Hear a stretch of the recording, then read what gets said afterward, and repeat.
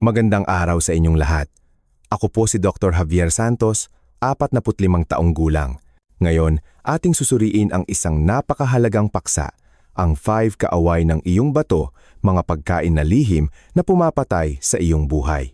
Sa ating henerasyon, napapansin natin ang dumaraming kaso ng sakit sa bato at nakakapagtaka kung bakit maging ang mga kabataan nasa edad 25,030 ay nakakaranas na ng pananakit ng likod at pagkapagod.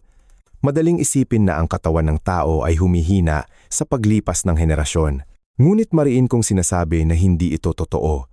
Hindi humihina ang ating katawan dahil mas mahina tayo kaysa sa nakaraan, kundi dahil binago natin ang paraan ng pagtrato sa ating panloob na pundasyon. Ang ating mga ninuno ay nag-iwan ng isang yaman ng kaalaman sa tradisyonal na medisina na napakahusay. Sa oriental na medisina, ang bato ay ang organ ng lakas, kahusayan, pagiging sopistikado, at ang pundasyon ng buhay. Naglalaman ito ng Jing essence na nagiging marrow, na siyang nagpapalusog sa mga buto, nagpapagana sa utak, at nagpapanatili ng malinaw na pag-iisip. Ang katatagan ng ating mga buto, ang kalinawan ng ating isip, at ang kalidad ng ating pagtulog ay malapit na nauugnay sa pares ng bato na ito. Ang kidney yang, na tinatawag na apoy ng gate ng buhay sa mga sinaunang teksto, ay ang pinagmulan ng init ng katawan. Kapag humina ang apoy na ito, ang katawan ay nagiging tulad ng isang bahay na kulang sa init, malamig, mamasa-masa, madilim, madaling kapitan ng sakit, pagkapagod, at pagkawala ng enerhiya. Kaya naman sa loob ng maraming henerasyon, pinaniniwalaan na kailangan nating palakasin ang bato. Ngunit ano ang kabalintunaan? Kung mali ang pagpapalakas, lalong hihina ang bato at lalong manghihina ang katawan. Maraming bumibili ng mamahaling suplemento at gumagamit ng marami, ngunit kakaunti ang epekto at minsan pa nga ay lalong lumalala ang pagkapagod. Ito ay dahil sa pagsisikap na palakasin ang bato, hindi namamalaya nating kinakain ng mga bagay na lihim na nagpapahina dito mula sa loob. Hindi takot ang bato sa pagtatrabaho, takot ito sa pagtatrabaho ng walang tamang proteksyon at nutrisyon. Nakalulungkot na ang mga modernong pagkain na may label na malusog na tila hindi nakakapinsala ay siyang dahilan kung bakit kailangang magtrabaho ng sobra ang bato araw-araw na humahantong sa pagkapagod. Sa video na ito, aking ibubunyag ang 5 grupo ng pagkain na nakakapinsala sa bato na hindi gaanong napapansin. Hindi ito batay sa aking pakiramdam, kundi sa tradisyonal na medisina na isinama sa modernong siyentipikong pananaw sa metabolismo at kakayahan ng bato na magsala. Hindi ko sinasabi ito upang kayo ay balisa, kundi upang kayo ay makakuha ng tamang pag-iisip sa pagprotekta sa buhay bago maging mahirap baguhin ang anumang pinsala. Mangyaring manood hanggang sa dulo ng video, pakinggan ng mabagal at mabuti dahil magugulat kayo sa ika-5 pagkain, isang pagkain na dapat iwasan ng husto. Hindi dapat hawakan kahit isang maliit na piraso. Kung bago ka lang sa aking channel, mangyaring mag-subscribe at i-on ang notification bell upang magkakasama tayo bawat linggo sa mga simpleng payo na madaling gawin na tutulong sa iyo na maunawaan ang iyong bato, maprotektahan ito, at mamuhay ng payapa sa iyong katawan. At ngayon, sisimulan na natin ang pangunahing nilalaman, isang tahimik ngunit napakahalagang paglalakbay. Isang paglalakbay upang ibalik ang lakas ng bato sa pamamagitan ng pag-unawa at tamang pangangalaga. Unang bahagi, 5 pagkain na lihim na pumapatay sa iyong bato na kinakain pa rin ng marami araw-araw. Ang unang kaaway ng bato, labis na inasnan na pagkain. Mga ginagalang kong taga-subaybay, magsisimula tayo sa unang pagkain. Ang grupo ng mga pagkain na halos bawat pamilyang Filipino ay itinuturing na panghimagas sa kainan tulad ng tuyo, daing, longganisa at inasnan na gulay. Ang mga pagkain ito ay nakakaakit sa panlasa dahil sa kanilang yaman sa lasa. Ngunit ang hindi gaanong nababanggit ay ang direkta nilang epekto sa regulasyon ng fluid, electrolyte at blood pressure, 3 salik na nagtatakda ng tibay ng bato lalo na sa mga edad 60 pataas kapag ang bato ay nagsimula nang humina ang function. Sa tradisyonal na medisina, sinasabi ng mga sinaunang tao na ang maalat na lasa ay pumapasok sa bato, ngunit ang kahusayan ay nasa salitang pumasok at hindi lumunod. Ang kaunting asin na sapat lamang ay tulad ng malamig na tubig na dumidilig sa tuyong lupa na tumutulong sa bato na ayusin ang fluid na nagpapagana sa mekanismo ng balanse. Ngunit kapag ang pagkain ay inasnan, ng labis upang matuyo ang tubig, mapigilan ang mikrobyo at mapahaba ang pag-iimbak. Ang prinsipyong iyon ay hindi na nutrisyon kundi ang pagpapahina ng sigla ng pagkain bago ito pumasok sa katawan. Ang tubig na pinagpakuluan o ang tubig sa pinatuyong maalat na pagkain ay kung saan ang mga mineral tulad ng potassium, phosphorus, oxalate at sodium chloride ay pinakamabilis na natutunaw. Kapag patuloy na iniinom o kinakain, kailangang iproseso ng bato ang isang baha ng electrolytes habang ang kakayahan ng glomeruli na magsala at ang reabsorption ng tubule ay malinaw na bumababa sa edad. Sa siyentipikong pananaw, kapag ang sodium ay napakabilis na pumasok sa dugo, pinipigilan ng katawan ng tubig upang palabnawin ito na nagre-resulta sa pagtaas ng presyon ng sirkulasyon. Kailangang bilisan ng bato ang pagsasala upang ilabas ang sodium na nagpapagana sa sistema na nagpapaliit ng daluyan ng dugo sa bato, nagpapataas ng presyon ng dugo at nagbabawas ng supply ng dugo sa glomeruli at ganyan kung paano mabilis na humihina ang bato. Ang asin ay may kakayahang mag-ipon ng tubig na nagre-resulta sa pagkaipon ng fluid sa tissue. Nakita niyo na ba na paggising sa umaga ay namamaga ang mukha, mabigat ang talukap ng mata at bahagyang namamaga ang kamay at paa? Iyan ay tanda na hindi maayos ang pagdaloy ng fluid at hindi lamang kakulangan sa tubig. Kapag naipon ang fluid, hindi madaling makalabas ang mga lason sa metabolismo na nagiging sanhi ng pagkaipon ng fluid, pagtaas ng karga, kakulangan ng supply ng dugo sa bato, at pagiging fibrotic ng tissue ng bato na nangyayari ng tahimik araw-araw. Nakilala ko minsan ng isang pasyente, si Mang Nestor, 45 taong gulang, na may presyon ng dugo na nasa 150,095 mmHg sa bahay. Tumaas ang kanyang creatinine, hindi malalim ang tulog, at madalas siyang umiihi sa gabi. Sinabi niya na normal ang kanyang pagkain, walang alak, ngunit araw-araw siyang kumakain ng tuyo at longganisa dahil masarap ito. Hindi siya makakain ng kanin kung wala ito. Sinabi pa niya na ang kanyang ama ay kumakain ng maalat sa buong buhay nito, ngunit nabuhay hanggang 82 taon. Ngunit ang nakalimutan niya ay iba ang panahon ng kanyang ama. Mas aktibo siya, kumakain ng simpleng kanin at pinakuluang gulay at kaunti lang ang processed foods. Samantalang siya ay sumasakay sa sasakyan at nagtatrabaho sa opisina na may aircon. Kulang na nga sayang energy, dinagdagan pa ng mabilis na pagpasok ng minerals at asin sa dugo. Dalawang magkaibang physiological na konteksto, hindi maaaring ikumpara. Ang mga pagkaing inasnan ng labis ay nagdadala rin ng yin cold at dampness mula sa pananaw ng oriental na medisina. Dahil sa pagkawala ng tubig, pagkatuyo, at pag-iimbak sa malamig at mamasa-masang lugar, ang yang energy ng pagkain ay halos wala na, tanging ang cold at dampness na lamang. Kapag pumasok ito sa katawan, una nitong pinapagod ang spleen at kasunod ang bato. Ang spleen ang ugat ng fluid metabolism. Kapag mahina ang spleen, ang maruming fluid at metabolic waste ay kailangang dumaloy sa bato para iproseso. Ang bato ay parang huling tagapagdala. Habang dinadala, lalong napapagod. At habang napapagod, lalong umiihi sa gabi. Nawawalan ng tulog, sumasakit ang likod at tuhod, lumalamig ang kamay at paa, at nawawalan ng sigla, bumababa ang concentration at madaling balisa. Iyan ang dahilan kung bakit maraming naniniwala na simple lang ang kinakain ngunit napapagod pa rin ang bato dahil sa maling paniniwala sa tubig ng gulay o maalat na pinatuyong pagkain. Nais kong maunawaan ninyo ng malinaw, ang asin ay hindi isang ganap na masamang tao, kundi isang masamang tao kapag ginamit sa maling dami at maling physiological rhythm, lalo na kapag nabawasan na ang kakayahan ng bato na magproseso ng electrolytes. Sa mga okasyon, ilang piraso lang para masaya, kaya pa ng katawan na ayusin.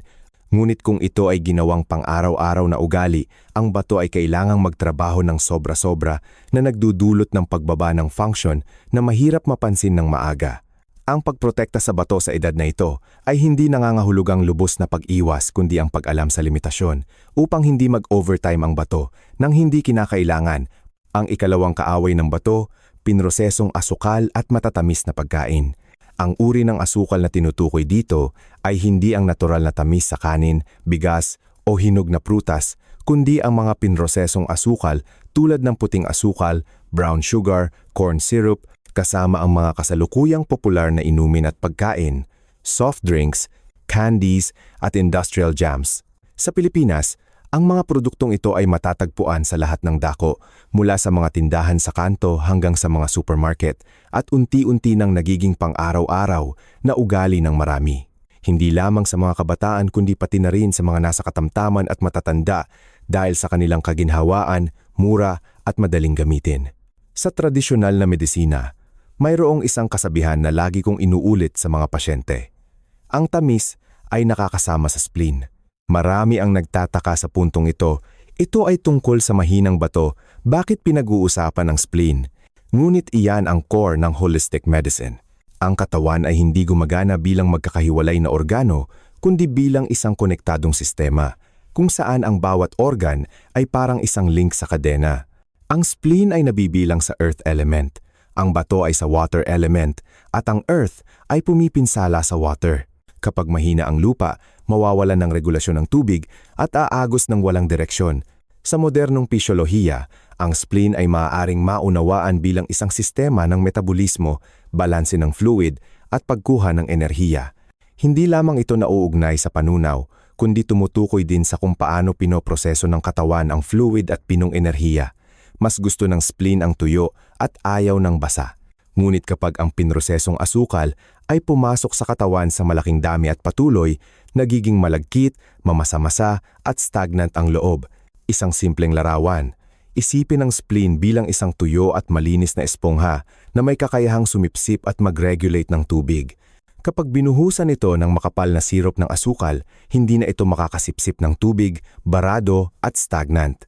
Sa puntong iyon, hindi na kayang i-metabolize ng spleen ang fluid na nagiging sanhi ng pagkaipon ng labis na tubig sa katawan na lumilikha ng dampness at phlegm dampness. Ayon sa pisyolohiya, ang pinrosesong asukal ay nagpapataas ng insulin resistance, nagpapagana ng matagal na mababang antas ng pamamaga sa katawan, na nagdudulot ng pinsala sa mga daluyan ng dugo at mga maliliit na daluyan ng dugo sa bato. Ang mga capillary sa glomeruli, kung saan sinasala ang dugo, ay napakanipis at sensitibo. Kapag matagal ang pamamaga, ang mga daluyan ng dugo na ito ay nagiging matigas at hindi nababanat na nagpapababa ng kakayahan sa pagsasala. Iyan ang dahilan kung bakit maraming taong may matagal ng diabetes ang nagkakaroon ng kidney failure dahil sa diabetes. Ngunit sa katunayan, bago pa man magdulot ng blood sugar imbalance ang asukal, nasira na nito ang kakayahan ng spleen na mag-metabolize ng fluid. At kapag bumagsak ang spleen, ang bato ang sumasalo sa lahat. Ang dampness na naipon sa katawan ay hahanap ng daan pababa upang palibutan ng bato. Sa oras na ito, ang bato ay parang isang tao na naipit sa isang putikan, mabigat, mahirap kumilos, at hindi makagalaw ng maayos.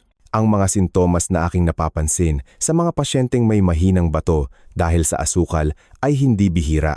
Malalaking eye bags, pamamaga ng mukha sa umaga, talamak na pananakit ng likod, pananakit ng tuhod, mabigat na pakiramdam sa binti, madalas na pag-ihi sa gabi, malinaw at matagal na ihi, pakiramdam na uhaw ngunit hindi nabubusog sa pag-inom, madaling lamigin, at kulang sa init sa kamay at paa. Tinatawag ito ng siyensiya na bunga ng metabolic imbalance at fluid retention. Habang inilalarawan ito ng oriental na medisina bilang dampness na bumabalot sa spleen, dampness na pumapalibot sa bato, at pagkasira ng kidney yang. Dalawang magkaibang paraan ng pagsasalita ngunit iisa ang esensya. Ang apoy ng enerhiya ng metabolismo ng katawan ay bumababa. Ang fluid ay hindi nagiging hindi maaaring mag-evaporate at umagos. Habang lalong naiipon, lalong kailangang magtrabaho ng sobra ang bato upang maglabas ng toxins. Sa katagalan, humihina ang bato. Ano ang pinakanakakatakot sa pinrosesong asukal?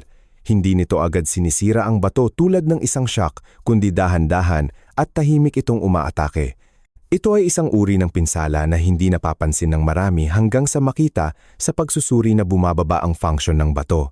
Kapag sinuri, maaring sabihin ng doktor na hindi pa ito kritikal, ngunit ang iyong katawan ay nakakaramdam na ng kakulangan at pagkapagod. Iyan ang pre-disease stage, functional disorder bago maging structural disease. Sa katamtaman at matatanda, ang yugtong ito ay mas mahalaga dahil kapag malinaw na nabawasan ang pagsasala ng bato, mas mahirap at mas matagal ang proseso ng paggaling kaysa sa mga kabataan. Bukod dito, ang pinrosesong asukal ay nagpapataas din ng oxidative stress na nagpapabilis ng pinsala sa mga selula ng bato at sabay na nagpapagana sa atay na mag-produce ng mas maraming triglycerides na nagpapataas ng panganib ng fatty liver.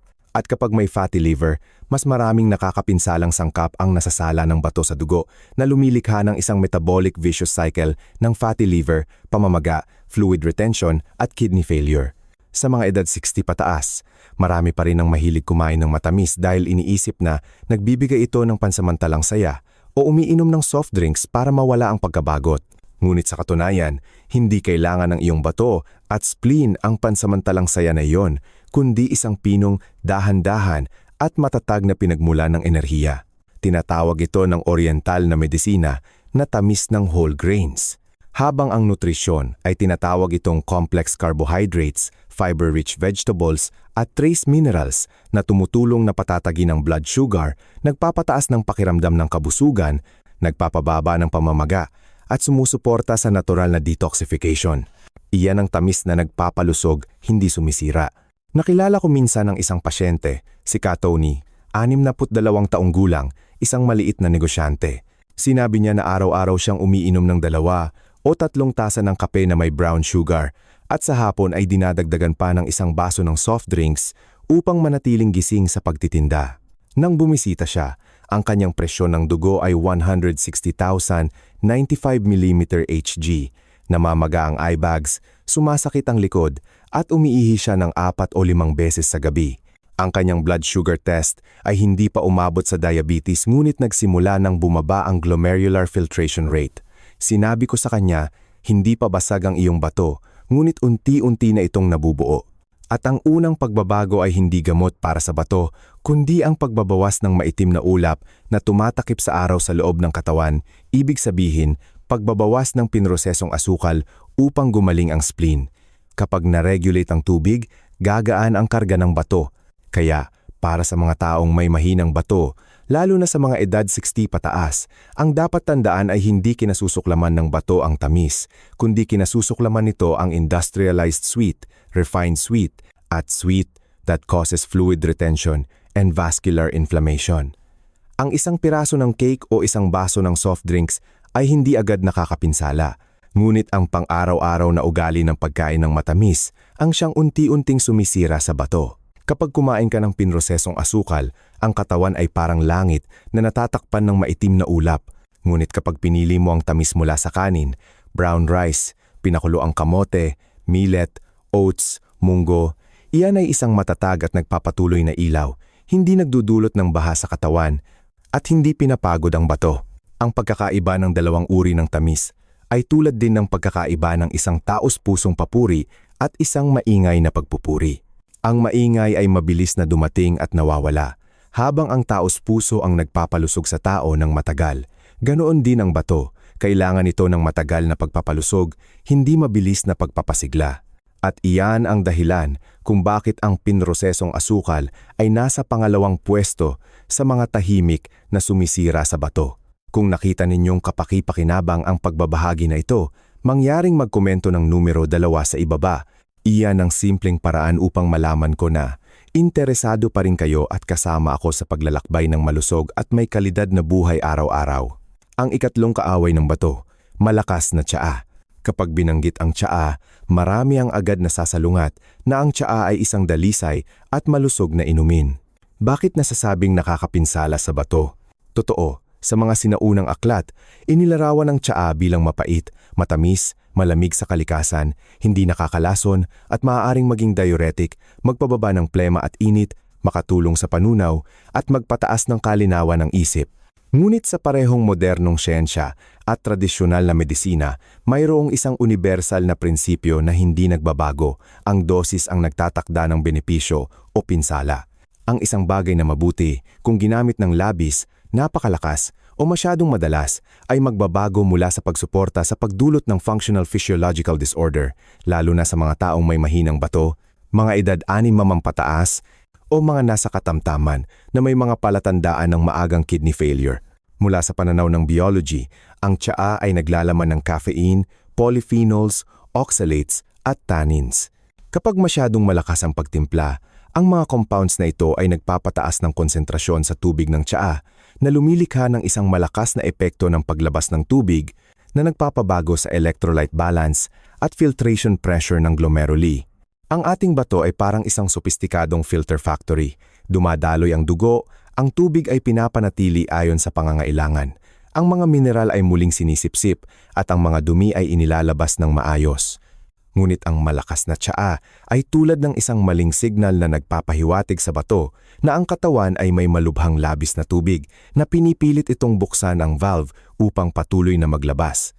Sa simula, mararamdaman mo na madalas kang umiihi, bumababa ang pamamaga ng mukha, mas magaan ang binti, pakiramdam na parang nagde-detox. Ngunit sa katunayan, ang bato ay pinipilit na magtrabaho ng sobra. Naglalabas din ito ng mga trace minerals na dapat ay pinanatili upang mapanatili ang kidney yin, kidney essence at internal bioenergy. Ang konsepto ng kidney yin sa tradisyonal na medisina ay maaaring halos maunawaan bilang kakayahan ng modernong pisyolohiya na mapanatili ang intracellular fluid, labanan ang pagkatuyo at protektahan ang mga renal microvessels. Kapag ang matagal na sapilitang diuresis ay nangyayari, ang intracellular fluid ay mabilis na nababawasan, ang microvessels ay lumiliit at ang dugo ay nagiging mas puro na lumilikha ng isang kapaligiran na madaling kapitan ng banayad na talamak na pamamaga at pagdeposito ng mineral. Lalo na, ang oxalate sa malakas na tsaa ay maaaring pagsamahin sa calcium upang bumuo ng mga kristal sa bato na nagpapataas ng panganib ng pagbuo ng calcium oxalate stones. Isang karaniwang uri ng bato sa mga taong umiinom ng kaunting tubig, ngunit umiinom ng maraming malakas na tsaa o kape. Ang tanin sa malakas na tsaa ay nagpapababa rin ng pagsipsip ng iron at zinc, dalawang mahalagang mineral na tumutulong sa pagre-regenerate ng mga selula at pagpapanatili ng immune function.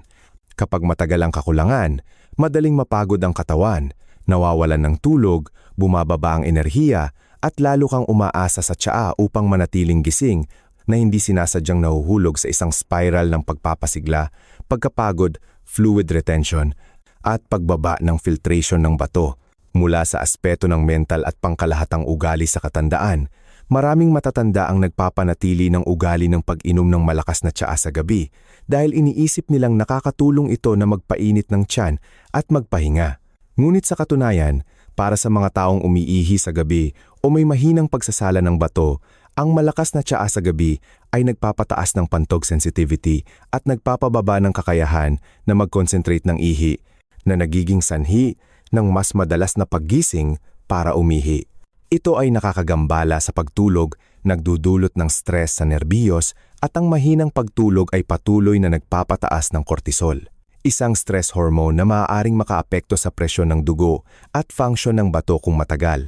Bukod dito, ang cold na kalikasan ng green tea, kapag malakas ang pagtimpla at patuloy na iniinom, ay maaaring magdulot ng vasoconstriction sa peripheral na nagiging sanhi ng mga taong may kidney yang deficiency o madalas na nilalamig, kulang sa init sa kamay at paa, at pananakit ng likod na lalong bumababa ang sirkulasyon ng qi at dugo sa bato at sa ibabang bahagi ng katawan.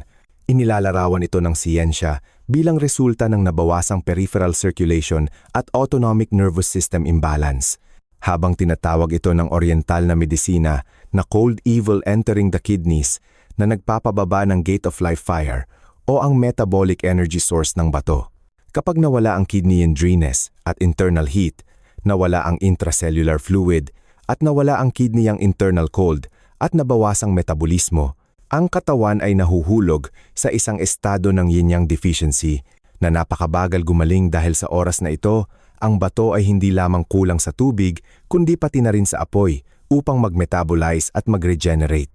Nakilala ko minsan ng isang pasyente sa katamtamang edad, si Tatay Jose, 58 taong gulang na nakatira sa isang probinsya sa Luzon. Mayroon siyang ugali ng pag-inom ng malakas na green tea bawat gabi upang hindi antukin habang nanonood ng TV. Umiihi siya ng 5 beses sa gabi, namamaga ang mukha sa umaga, mabigat ang binti at sumasakit ang likod. Nang magpatingin siya, bahagyang tumaas ang kanyang creatinine sa dugo, mataas ang uric acid, ngunit inakala niyang dahil ito sa edad. Sa katunayan, iyan ay isang senyales na ang bato ay labis na stimulated sa maling biological rhythm at overwork sa paglabas ng tubig. Nang lumipat siya sa pag-inom ng maligamgam na tubig o diluted tea sa tamang oras, mas mahusay ang kanyang pagtulog, malinaw na nabawasan ang pag-ihi sa gabi, at mas matatag ang kanyang presyon ng dugo nang hindi kailangan ng mas maraming gamot. Kaya, kung gusto mo pa ring uminom ng tsaa, ibabahagi ko ang mga prinsipyo batay sa siyensya at praktikal na karanasan sa klinika. Una, iwasan ng husto ang malakas na tsaa araw-araw.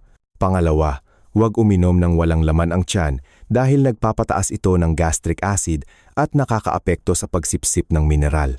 Pangatlo, iwasan ang pag-inom ng tsaa na pinatutulog dahil ang mga compounds ay na-oxidize at nawawalan ng kapaki-pakinabang na aktibidad.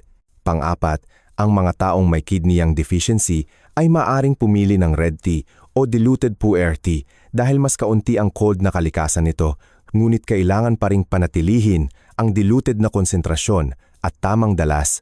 Panglima, para sa mga taong may yin deficiency at internal heat, hindi rin dapat uminom ng malakas na green tea, kundi gumamit lamang ng white tea o napaka-diluted green tea at inumin ng maaga sa araw. Ang oriental na medisina at siyensya ay nagtatagpo sa isang simpleng katotohanan. Ang maligamgam na tubig, pinakulo ang tubig na pinalamig, at sapat na pag-inom sa araw ang siyang inumin na pinakamahusay na nagpapanatili ng kalusugan ng bato nang walang matinding pagpapasigla, walang metabolic storms, at walang paggulo sa filtration rhythm ng bato o pantog. Minsan, ang pinakapresko, pinakasimple ang siyang nakakapagpalalim. Ang ikaapat na kaaway ng bato, tirang pagkain. Ikaapat, nais kong banggitin ang isang napakakaraniwang ugali sa maraming pamilyang Filipino, ang pagkain ng tirang pagkain. Ang pagiging matipid ay mabuti at ito ay isang magandang kultural na kaugalian. Ngunit kapag mahina na ang bato, ang pagtitipid na iyon, kung mali ang paglalagay, ay nagiging physiological burden sa katawan. Madalas kong sabihin sa maraming matatandang pasyente, ang tirang pagkain na pinabayaan sa magdamag, kahit na pinainit muli, ay parang isang masamang hangin na humihihip sa bato, hindi nagdudulot agad ng bagyo, ngunit unti-unting sumisira sa bawat filtration. Ang pagkain na iniimbak sa refrigerator sa magdamag ay sumisipsip ng cold chi, o sa siyentipikong pananaw, ang mababang temperatura ay nagbabago ng istruktura ng protina, nagpapataas ng produksyon ng histamine at secondary amines na nagiging sanhi ng katawan na gumamit ng mas maraming enerhiya upang iproseso. Ang refrigerator sa bawat bahay ay parang isang maliit na ice cave kung saan ang pagkain pagkatapos lutuin ay unti-unting nawawalan ng bioactivity o sa madaling salita, nawawalan ng natural na buhay na enerhiya ng pagkain. Kapag inilabas at pinainit lamang ng bahagya sa microwave, ang ibabaw ay mainit, ngunit ang loob ay malamig pa rin. Iyan ang oras na ang spleen yang at kidney yang ay pinakamalakas na naapektuhan. Katumbas sa modernong pisyolohiya, nabawasan ang aktibidad ng digestive enzyme at vasoconstriction sa peripheral circulation na nagpapabagal ng pagdaloy ng dugo sa bato at nagpapababa ng filtration efficiency. Ang bato, na ang tungkulin ay mag-regulate ng tubig at mineral sa dugo, ay kailangang dagdagan ang mekanismo ng paghawak ng tubig at pag-regulate ng sodium-potassium sa ilalim ng kakulangan ng metabolic energy kapag ang katawan ay nilalamig ng hindi sapat na pinainit na pagkain. Ang mga taong may mahinang bato ay madalas na may mga sintomas ng pag-ihi sa gabi, magulo ang tulog, malamig ang likod, mabigat ang binti, at ang malamig na tirang pagkain ay isang tahimik na sanhi na nagpapataas ng pantog sensitivity at nagpapababa ng kakayahan na mag-concentrate ng ihi sa gabi, na nagiging sanhi ng mas madalas na pag-ihi sa gabi at mas kaunting malalim na pagtulog na humahantong sa talamak na stress. Isang salik na inilalarawan ng medisina bilang nauugnay sa paglala ng chronic kidney disease at hypertension. Ang tirang pagkain ay nagiging dead key sa tradisyonal na kahulugan. Habang sa siyensya, ang matagal na naimbak na pagkain, lalo na ang mga ulam at prito na mataas sa protina, ay madaling magpataas ng nitrogenous metabolic products, purines at amines. Kailangang pakilusin ng katawan ang yang key metabolic energy at blood circulation upang matunaw ang mga ito. Kapag nabawasan na ang enerhiya dahil sa edad, bawat pagkain ng tira ay isang pagkakataon na mas malaki ang ginastos ng katawan kaysa sa nakukuha nito, tulad ng isang health account na patuloy na binabawasan ng hindi napapalitan. Nakita ko minsan ang isang tipikal na kaso, si Lolo Ben, 63 taong gulang, mula sa probinsya ng Laguna. Ang kanyang bato ay mahina, Umiihi siya ng 4 hanggang 6 na beses sa gabi. Ugali ng kanilang pamilya na magluto ng adobo at nilaga at kainin sa loob ng 2 o 3 araw.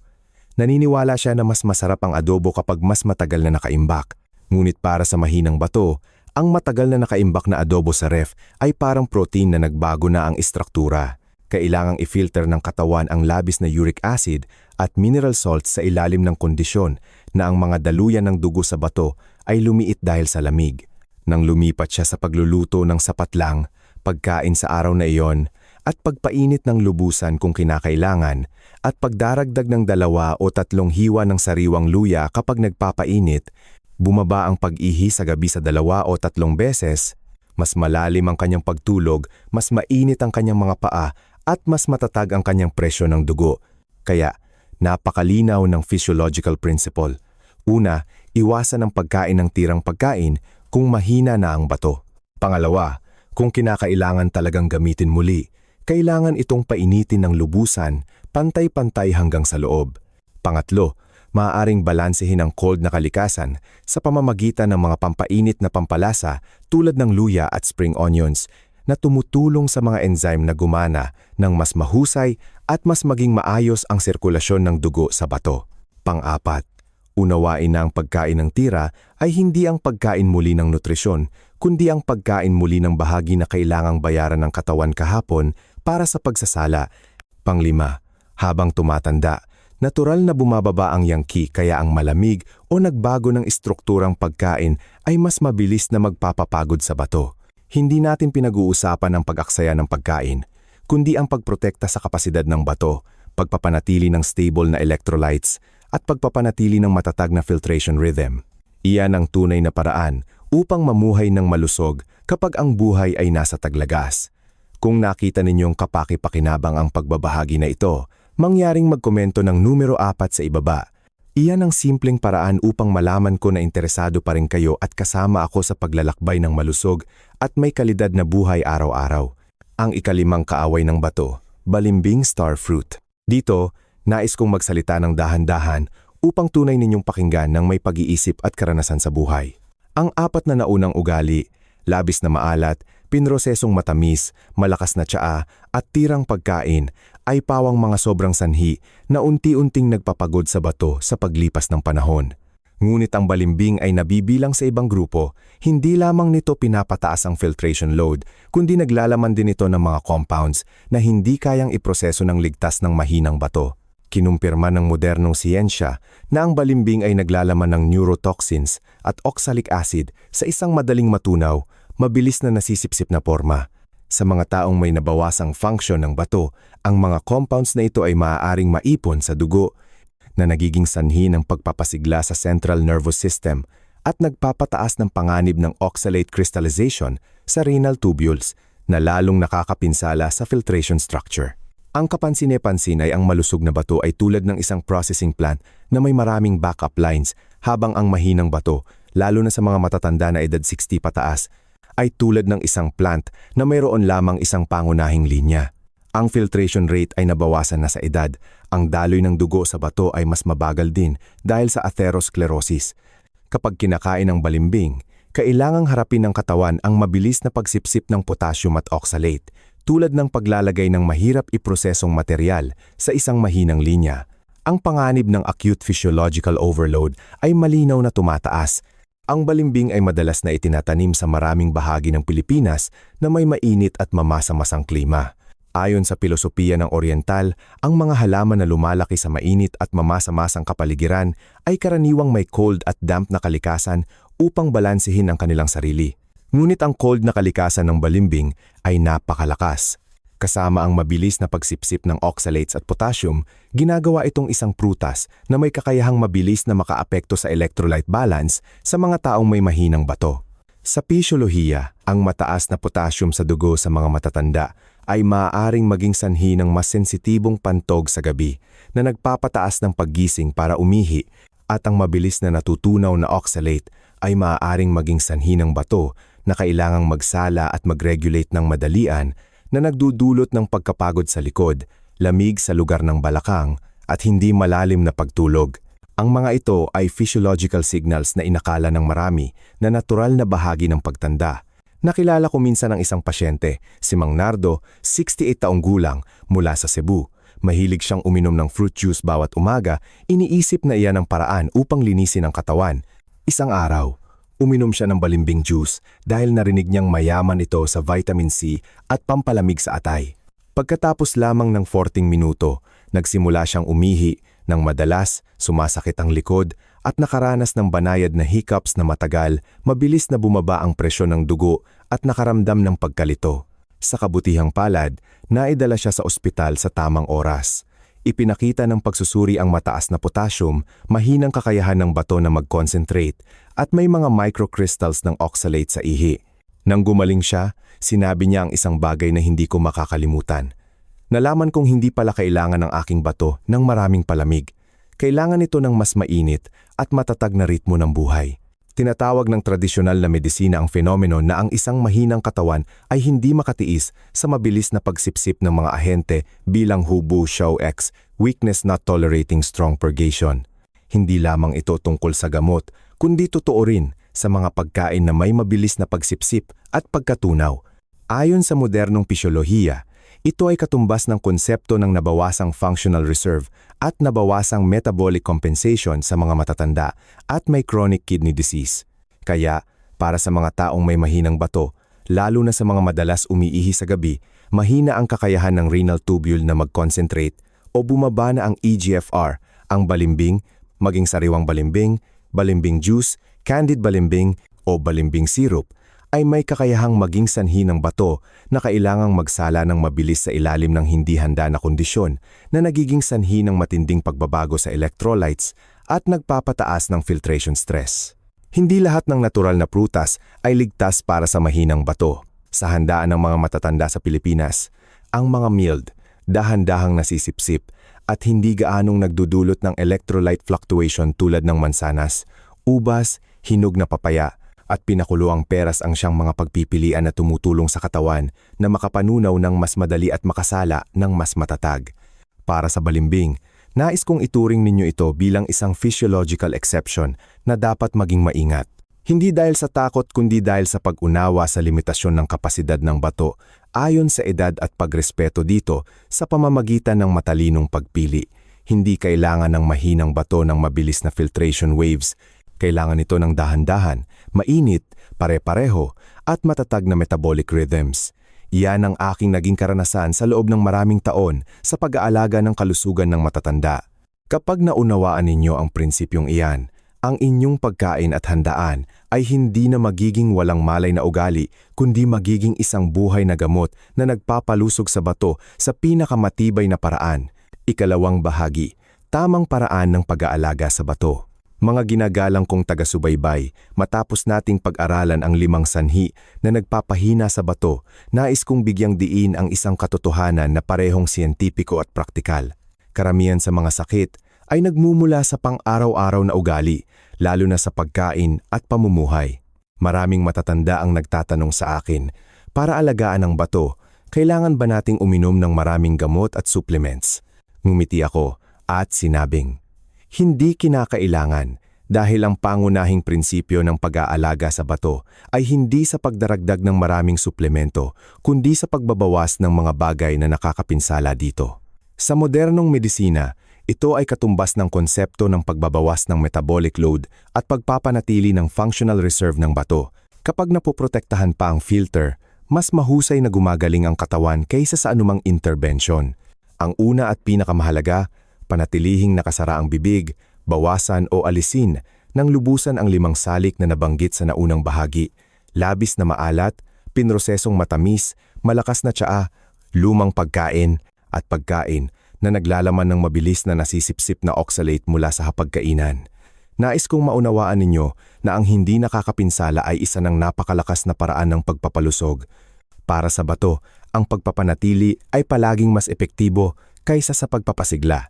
Sa mga matatanda, natural nang bumaba ang filtration function sa edad at ang mga daluyan ng dugo sa bato ay hindi na kasing flexible tulad ng dati, kaya ang bawat maling pagpipilian ay may mas mabilis na kapalit. Kaya, Ang hindi nakakapinsala ang siyang pinakamahusay na paraan ng pagpapalusog.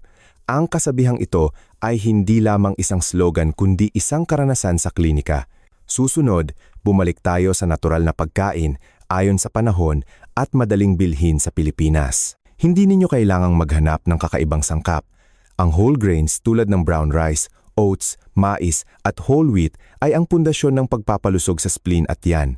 Sa siyensya ng nutrisyon, ang malusog na spleen at tiyan ay katumbas ng stable na digestive at metabolic system na tumutulong na bawasan ang filtration load sa bato. Ang mga pagkaing itim ang kulay sa pilosopiya ng Oriental ay sumusuporta sa bato, habang sa siyentipikong pananaw, mayaman ang mga ito sa minerals, fiber at polyphenols na nagpoprotekta sa mga selula. Halimbawa, black beans, black sesame, black rice at purple sticky rice. Maaari kayong gumamit ng kaunting mas marami kaysa sa pinrosesong puting bigas dahil pinapantay nila ang blood sugar at mas mabagal ang pagsipsip na nagbabawas ng oxidative stress sa bato. Pagdating sa mga mani, ang walnut ang madalas kong irekomenda. Mayaman ito sa malusog na taba, sumusuporta sa talamak na balanse ng pamamaga at sa oriental na medisina ay tinatawag na nagpapalusog sa bato at nagpapatatag ng essence. Habang sa modernong pisyolohiya, nakakatulong ito na patatagin ang cell membrane ng nerbiyos at daluyan ng dugo na hindi direkta na nagpoprotekta sa bato mula sa vascular inflammation at metabolic disorders. Sa malamig na panahon sa Hilaga o tag-ulan sa Timog, ang mga mainit na uri ng karne tulad ng kambing, manok na native at kalapati ay maaaring gamitin ng katamtaman upang suportahan ang kidney yang. Ibig sabihin, panatilihin ang mainit na sirkulasyon at pagbutihin ang blood supply sa bato sa Western medicine terms. Ngunit, mga ginagalang kong taga-subaybay, ang tamang pagkain ay kalahati lamang ng kwento. Ang ugali sa buhay ang siyang nagtatakda ng natitirang kalahati. Ang pagpupuyat ang nakikita kong pinakatahimik na nakakapinsala sa mga nasa katamtaman at matatanda. Kapag huli kayong natutulog, ang cortisol, ang stress hormone, ay nananatiling mataas ng mas matagal. Nababawasan ang pag-regenerate ng renal tubules ng katawan at ang tibok ng puso at presyon ng dugo sa gabi ay hindi bumababa sa tamang physiological level na nagiging sanhi ng bato na patuloy na magtrabaho. Kaya, subukang matulog bago mag 10 p.m. upang ganap na makarecover ang kidney yen. Ang matagal na pag-upo ay katulad din. Kapag umupo ka ng higit sa 60 minuto, nababawasan ang sirkulasyon sa lumbar region at sa ibabang bahagi ng katawan, nagiging matigas ang mga kalamnan sa likod. At ang likod ay ang palace of the kidney, ibig sabihin, ang lugar na nagre-reflect sa blood supply sa bato. Kaya, pagkatapos ng isang oras na pag-upo, tumayo at maglakad-lakad ng ilang minuto upang bumalik ang dugo sa bato para palusugin ito. Isang bagay na maraming tao ang nag-aatubili na sabihin, ngunit sasabihin ko sa inyo nang may pag-unawa sa katandaan. Ang pagprotekta sa Jingqi essence ay ang pagprotekta sa bato. Ito ay hindi lamang isang sinaunang pilosopiya, kundi naaayon din sa siyensya. Sa mga matatanda, ang hormonal imbalance at kakulangan sa tulog ay nagiging sanhi ng bato na mas sensitibo, kaya kailangan ng pagpigil at moderation sa lahat ng physiological stimuli upang mapanatili ang metabolic energy para sa katawan. Kailangan din ninyong panatilihing mainit ang lugar ng balakang at talampakan. Sa modernong medisina, ang lamig ay nagiging sanhi ng peripheral vasoconstriction, nagpapataas ng reflex hypertension at nagpapababa ng blood supply sa bato. Kaya, huwag hayaang lamigin ng matagal ang katawan, lalo na sa gabi. At sa huli, ang mental state ang pinakabinabalewala, ngunit pinakamalakas na nakakaapekto.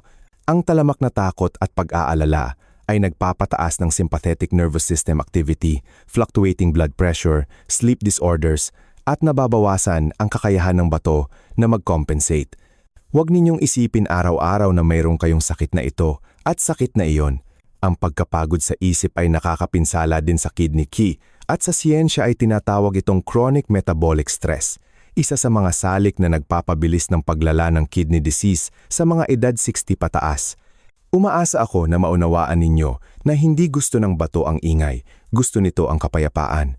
Hindi nito kailangan ng sobra, kailangan nito ng tama at pare-pareho. Kapag kumain kayo ayon sa kalikasan, natulog sa tamang oras, tumayo sa tamang oras, pinanatiling mainit sa tamang lugar, at payapa ang isip, iyan ang pinakamatibay na paraan ng pag-aalaga sa bato sa modernong buhay Filipino. Kung nakita ninyong kapakipakinabang ang pagbabahagi na ito, mangyaring magkomento ng numero 6 sa ibaba. Iyan ang simpleng paraan upang malaman ko na interesado pa rin kayo at kasama ako sa paglalakbay ng malusog at may kalidad na buhay araw-araw. Ikatlong bahagi, pag-unawa sa bato sa lente ng pisyolohiya ng pagtanda at diskarte sa pagpapanatili. Mga ginagalang kong taga-subaybay, kapag pinag-uusapan ng bato sa edad na lampas ay 5, kailangan nating tingnan ito sa ibang pananaw kumpara sa kabataan. Sa modernong pisyolohiya, ang bato ay may halos 1,000,000 nephrons sa bawat panig. Ngunit pagkatapos ng edad 40, ang bilang ng mga nephrons na gumagana ng epektibo ay unti-unting bumababa at sa edad na 60, marami na lamang sa 60,000 70% ng mga nephrons ang gumagana ng optimal. Ito ay tulad ng isang factory na may 10 production lines, ngayon ay mayroon na lamang 6 o 7 na gumagana ng matatag. Kung patuloy ninyong tataasan ang trabaho ng factory sa pamamagitan ng asin, asukal, malakas na tsaa, o mabilis na nasisipsip na substances, ang natitirang linya ay magiging overworked na nagiging sanhi ng chronic inflammation at maagang fibrosis. Tinatawag ito ng Western medicine na glomerular hyperfiltration overload. Kailangang magsala ng mas malakas ang bato kaysa sa normal upang mag-compensate, ngunit habang nagko-compensate, mas mabilis itong nasisira. Ang oriental na medisina ay inilalarawan ito sa pamamagitan ng imahe ng Gate of Life Fire na nilalamig o ang Jinki, essence energy, na nawawala. Bagaman magkaiba ang paraan ng pagsasalita, ang esensya ay pareho. Bumababa ang energy reserve at sirkulasyon ng nutrisyon sa bato. Sa Pilipinas, madalas kong nakikita ang mga matatandang pasyente na may hypertension, bahagyang abnormal na blood sugar o mataas na uric acid na nasa hanay ng 420,460 micromole. Ibig sabihin, mas mataas kaysa sa ligtas na antas para sa mahinang bato. Ang mga taong ito, bagaman wala pa silang malinaw na sintomas, ang mga maliliit na daluyan ng dugo sa bato ay nasira na ng tahimik.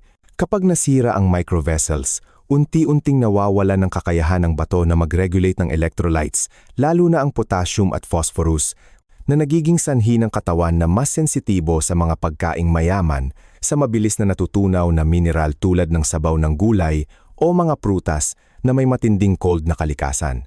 Ang isang diskarte na nais kong bigyang diin sa parehong siyensya at karanasan sa buhay ay mas mahalaga ang pagpapanatili ng filtration rhythm kaysa sa pagpapasigla ng filtration.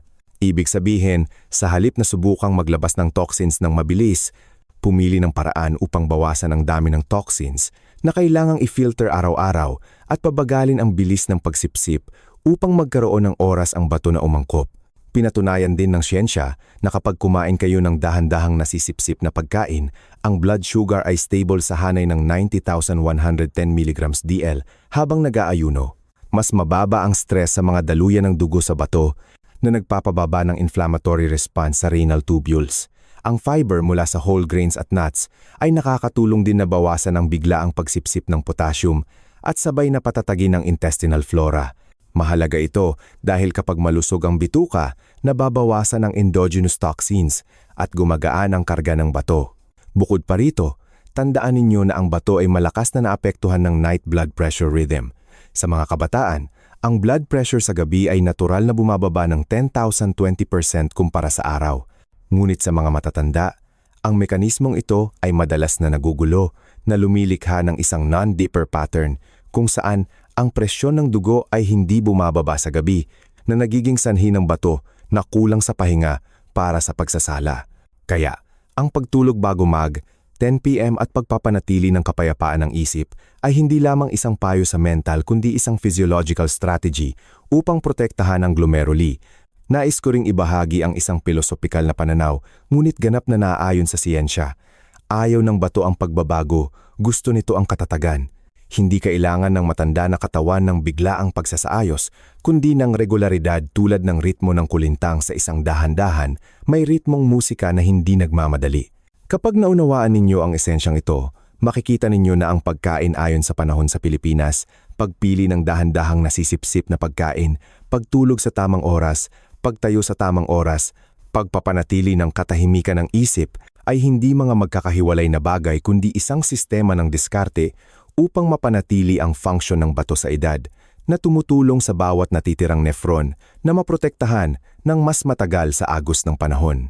Ikalimang bahagi, electrolyte imbalance, talamak na pamamaga at tibay ng renal tubule sa paglipas ng panahon.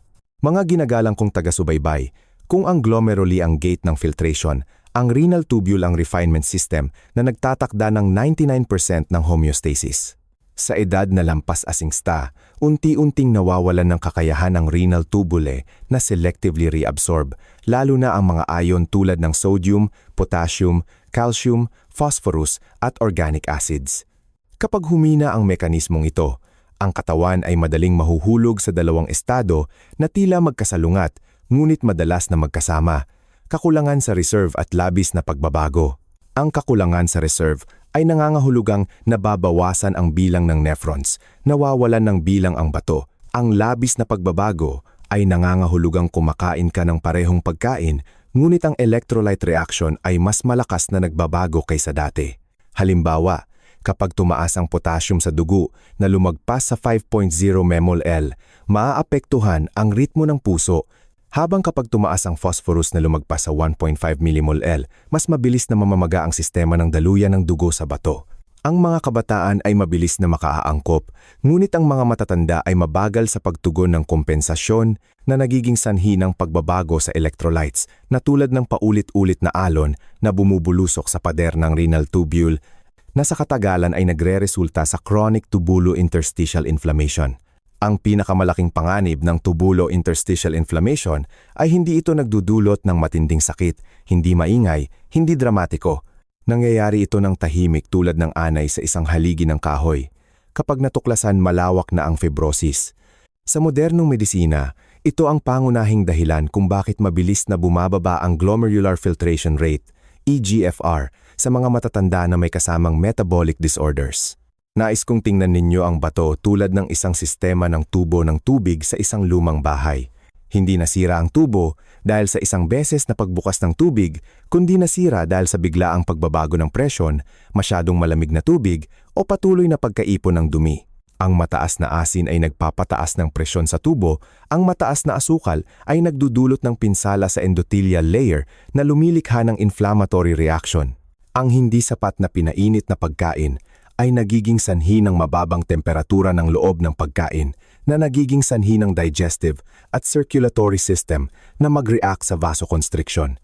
At ang visceral vasoconstriction ang siyang pinakamalaking stress sa renal tubule. Ipinapakita rin ng siyensya na kapag ang bato ay kailangang magproseso ng mga pagkaing may mabilis na natutunaw na mineral, ang konsentrasyon ng potassium pagkatapos kumain ay maaring tumaas ng 0.3,000, 7 millimola sa unang 60-90 minuto.